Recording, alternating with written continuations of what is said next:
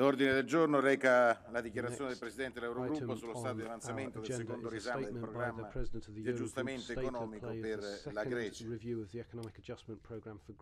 Do il benvenuto al Presidente dell'Eurogruppo Jeroen Dijsselbloem e gli do subito la parola. Jeroen Dijsselbloem, I'll give you the floor straight away. You have the floor. Thank you very much, Mr. President. Good morning, ladies and gentlemen. It's an honor once again to participate in this exchange of views on the second review of the Greek adjustment program. I regret not having been able to join you a few weeks ago. As I indicated in writing to you, Mr. President, domestic political obligations prevented me from accepting your previous invitation. There was certainly no ill will intended on my part, and I very much value the regular exchanges that I have with the Parliament, and stand ready to work with you in the coming months. Before turning to Greece, let me shortly address the issue of my remarks in an interview with the Frankfurter Allgemeine Zeitung. Last month, in this interview, I made a point that respecting our agreed framework is crucial for maintaining confidence and solidarity in the Eurozone. In the days following the interview, my words were, however, linked to the situation during the crisis periods in certain southern European countries.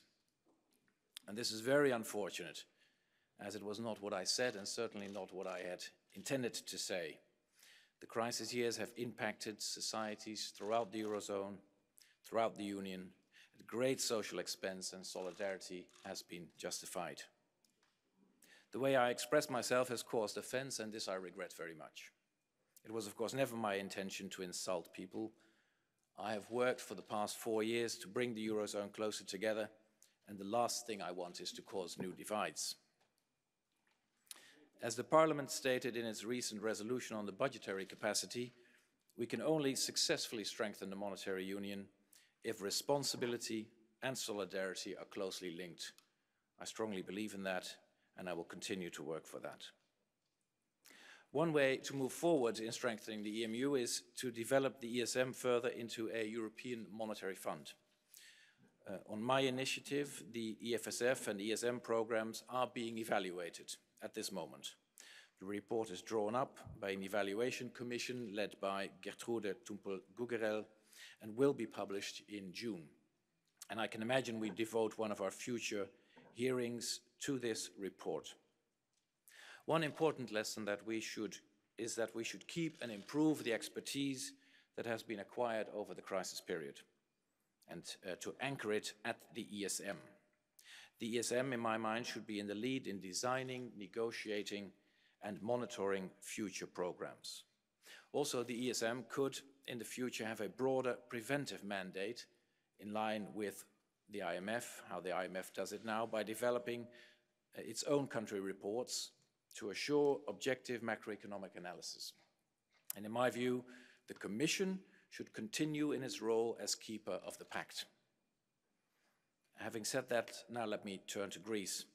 A lot has been accomplished in the first part of the current program, such as reforming the financial sector, the setting up of an independent authority of public revenues, implementation of the first leg of an ambitious income tax and pension reform, creating a privatization agency, etc.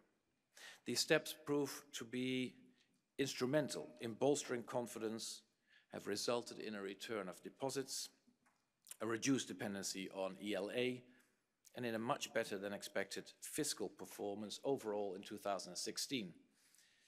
The Eurostat came out last Monday with a primary surplus figure of 3.9% for Greece. Meanwhile, the second review is admittedly taking time, too much time. And therefore, at my initiative in February, and following intensified high-level talks in March between the institutions and the Greek government, an overarching agreement was reached earlier this month. The authorities in the institutions have agreed on the size, the sequencing, and the timing of reform measures underpinning a growth-friendly rebalancing of the economy.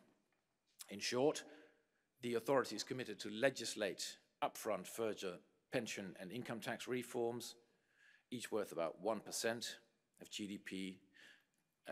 Pension reforms will become effective in 2019 unconditionally. Income tax reform is planned to become effective in 2020 in principle, unless front-loading is needed.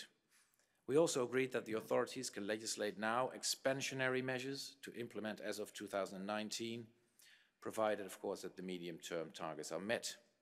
Apart from possible tax measures, it provides for improvements to the modernized social safety net that Greece is rightly developing. Beyond this, recent discussions also concerned labour market reforms that balance the need for a flexible economy with the vital respect for workers' social rights in line with European best practices. This approach has allowed the institutions to resume their mission in Athens. They returned last Tuesday, and I'm confident that an agreement on the whole package will be reached very soon. The Eurogroup will then also review Greece's medium-term fiscal trajectory and debt sustainability. And let me just say that I believe that the 10-year period of a primary surplus target of 3.5% should be shortened. In terms of next steps, I expect all of this will allow all institutions to come to the conclusions that the numbers add up and the IMF to financially participate. I hope to be able to report to you the successful conclusion of the second review before the end of next month, allowing confidence to return to the Greek economy and for Greece to join all other Eurozone countries in their ongoing process of economic recovery. Thank you.